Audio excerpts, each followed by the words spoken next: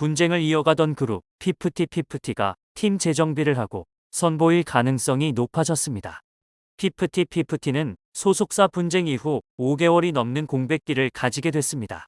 키나가 소송을 취소하고 나머지 3인은 소속사로부터 계약 해지를 당하며 키나가 홀로 그룹에 남은 만큼 위치가 애매해졌는데요. 1인 그룹을 유지할 것인지 새로운 걸그룹에 참여하게 될 것인지 귀추가 주목되던 가운데 팀 재편성 소식이 들려왔습니다. 3인은 여전히 소송을 이어가겠다고 밝혔지만 소속사로 돌아온 키나는 11월에 열리는 2023 빌보드 뮤직 어워즈에 참석합니다. 키나가 마음을 뒤바꾸면서 배신돌로 낙인 찍혔던 피프티피프티를 향한 부정적 여론은 기존 3명의 멤버로 향하고 있습니다. 그리고 3인방은 이미 피프티 멤버로서 끝났다고 많은 이들은 보고 있습니다. 당연하게도 해외 레이블이 3인을 데려갈 확률도 0%라고 판단되는데요. 피프티 그룹명도 쓰지 못하고 큐피드 곡도 쓰지 못하고 게다가 영어도 잘하지 못하는 K-팝 아이돌은 해외 레이블 쪽에서도 원할 이유가 없는 것입니다. 어트랙트를 배신하고 해외 활동에 주력하고자 했던 3인의 계획은 모두 물거품이 된 것입니다. 해외 여론도 아예 비판 일색으로 바뀐 상황에 어느 곳에서 이들을 데려가려고 할까요? 국내 상황은 더더욱 좋지 않습니다. 이들을 데려가 그룹을 만들어봤자 한국매니지먼트연합, 한국연예제작자협회 등 각종 단체에서 반대하는 3인을 어떻게 대비시킬 수 있을까요? 아직도 헛된 희망을 품고 있지도 않은 명예회복한다고 소송을 이어가려고 하는 것처럼 보이지만 이들이 지금 할 수 있는 최선의 방법은 잘못했다고 싹싹 비는 것뿐입니다. 그래도 여론을 돌리기는 쉽지 않겠죠. 3인에게 계약 해지를 통보하기 전까지 전홍준 대표는 시종일관 멤버들에게 돌아오라고 호소했습니다. 그럼에도 돌아온 것은 어트랙트와 전홍준 대표를 향한 억지 주장이었습니다. 일각에서는 아직 3인방이 꿈을 버리지 않았다고 추측하고 있습니다. 다시 가수로서 무대에 서기를 원하고 있다는 것인데요. 하지만 앞서 나온 이야기처럼 어느 기획사가 그 모든 손해를 안고서 3인방에게 손을 내밀까요? 큐피드도 부르지 못하고 피프티피프티라는 그룹명도 쓰지 못하고 그렇다고 외모나 재능이 특출나게 뛰어난 것도 아닙니다. 결국 이들이 유일하게 기댈 수 있는 인물은 안성일 대표밖에 없습니다. 그런데 안성일 대표가 여기서 징역형을 받게 되면 이들은 마지막으로 믿었던 희망까지 모두 사라지게 되겠죠. 그렇다면 이들이 당장 할 수 있는 일은 안성일 대표의 구속을 막는 것입니다. 그러기 위해서 템퍼링은 절대 없었고 이 모든 일을 자신들이 주체적으로 한 것이라고 계속해서 주장할 것입니다. 하지만 여기서 이들이 한 가지 간과한 점이 있습니다. 안성일 대표가 집행유예로 풀려나기 위해서는 템퍼링이라는 배임 행위가 특정경제범죄 가중처벌법 대상에서 빠져야 합니다. 문제는 배임의 피해액이 5억 원이 넘기 때문에 절대 특경법 대상에서 빠져나갈 수 없다는 것입니다. 안성일 대표가 빠져나갈 수 있는 유일한 방법은 자신이 주범이 아닌 종범임을 주장하는 것입니다. 결국 배임의 주범은 3인방이 되겠죠. 이렇게 3인방은 눈앞에 복귀에 눈이 멀어 당장 자신들이 저지르는 짓이 무엇인지 전혀 이해하지 못한 채 나락의 길로 접어들고 있다는 것이 현 상황을 바라보고 있는 이들의 추측 중 하나입니다. 이들의 앞으로의 행보에 대해 나오는 또 하나의 추측은 바로 입장문인데요. 지금까지 7차 입장문을 내온 것처럼 8차 입장문도 있을 것이라는 추측입니다. 이 입장문에서도 핵심적인 내용은 없고 물음표로 가득하겠죠. 빌보드 노미네이트는 아티스트의 자격을 인정하는 것 아닌가요? 저희의 노력에 따른 대가를 저희가 받을 수 있어야 옳지 않나요? 저희가 이뤄낸 음악적 성과인데 계약 해지를 당해서 참가를 못하는 게 맞는가요? 어트랙트는 꿈을 이루기 위해 소속사와 분쟁을 일으켰을 뿐인 저희를 버리고 빌보드 시상식에 참가를 논하는 게 업계 관행인가요? 등 어느 정도의 내용을 예상해 볼 수 있습니다. 그렇다고 이들이 이제 와서 기자회견을 열지는 못할 것입니다. 현재 3인 측은 지금까지의 의혹이나 어트랙트 측에서 증거로 제시한 문제들에 대해 단 하나도 반박을 하거나 해명을 하지 못했습니다. 이런 상황에서 기자회견을 한다는 것은 이미 몰락해가고 있는 상황에서 결정타를 날리는 것이나 다름없습니다.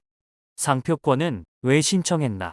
코로나 키트는 안성일에게 받은 것이 맞나? 녹취록은 어떻게 된 것이냐 등등 질문이 쏟아질 텐데 여기에 대해서 답을 할 수 있을까요? 입장문처럼 글을 써서 내보내는 것 정도는 누군가가 대본을 써주면 쉽게 할 수 있는 일입니다. 하지만 수많은 기자들을 마주하며 질문에 대답하기란 전혀 다른 일입니다. 게다가 아직도 이들이 하는 행동을 보면 상황을 제대로 파악하지 못하고 있는 듯 보이는데 그런 상황에서 기자회견을 한다는 것은 절대 있을 수 없는 일이겠죠. 3인방은 이제 연예계 활동이 어려워진 것은 물론 거액의 손해배상 준비도 해야 합니다. 현재 진행을 앞두고 있는 본안 소송이 전속계약 해지를 중점으로 두고 있는 만큼 이 소송 외에도 그동안 소속사가 입은 유무형의 피해에 대한 새로운 청구가 진행될 가능성도 있습니다. 앞서 나온 이야기대로 피프티피프티의 항고는 10월 24일 기각됐습니다. 기각 사유는 항고이유서 미제출로 알려졌는데요. 3인의 법률 대리인은 항고이유서를 안 내려고 한 게 아니라 내려고 했는데 다소 이례적으로 빨리 기각 결정이 난 것이라고 설명했습니다. 항고 기간 동안 키나가 소송에서 빠지는 등 예기치 못한 일이 있어 상황을 살핀 뒤 항고이유서를 접수하려 했지만 그 전에 기각 결정이 났다는 것인데요. 이 과정에서 어트랙트 측의 전속계약 해지 통보가 영향을 끼쳤을 것이란 시선도 있습니다. 어트랙트는 키나 복귀 직후인 10월 19일 아한, 시오, 세나의 계약 해지를 통보했습니다.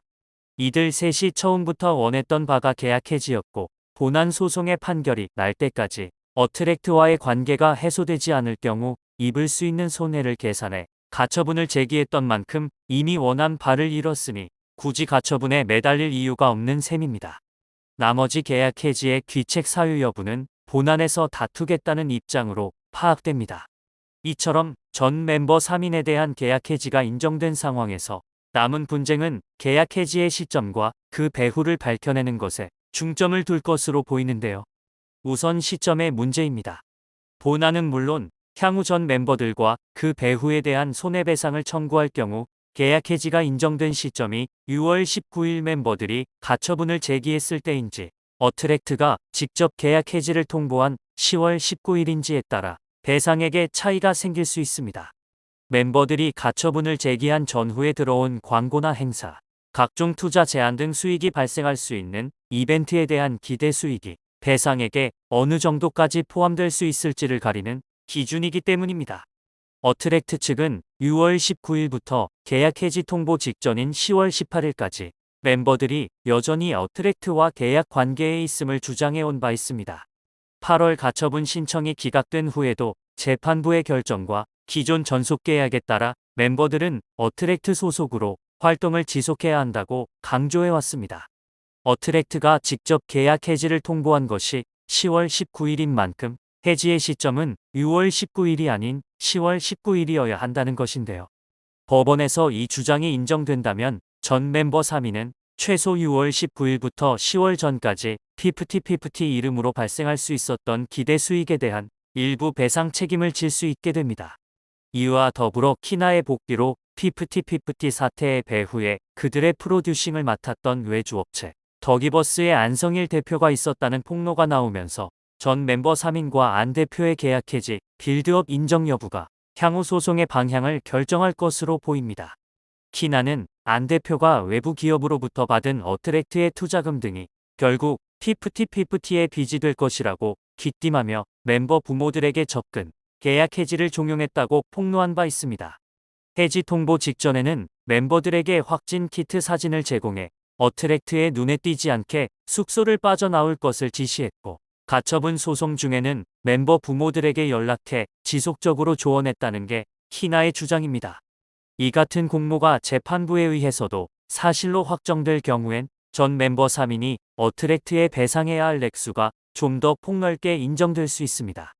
계약 해지가 목적이었기 때문에 활동, 즉 계약에 따른 의무를 해지 통보 전부터 소홀히 해왔다면 멤버들이 계약 해지를 통보한 6월 19일 이전까지도 손해 발생 시점 안에 들어갈 수 있기 때문입니다. 이처럼 계약상 의무 미이행 등 계약 해지의 귀책 여부를 떠나 신뢰관계 파탄 관점으로 접근할 수도 있습니다. 앞서 가처분에서 재판부에 의해 인정된 어트랙트는 관계 회복을 위해 노력한 반면 멤버들은 계약서에 명시된 시정 요구 없이 곧바로 계약 해지를 요구한 점 등에 더불어 해지 통보 전 안성일 대표와의 공모 의혹 자료가 추가로 확인될 경우 신뢰관계 파탄의 책임이 어트랙트가 아닌 전 멤버 3인에게 적용될 가능성이 높습니다.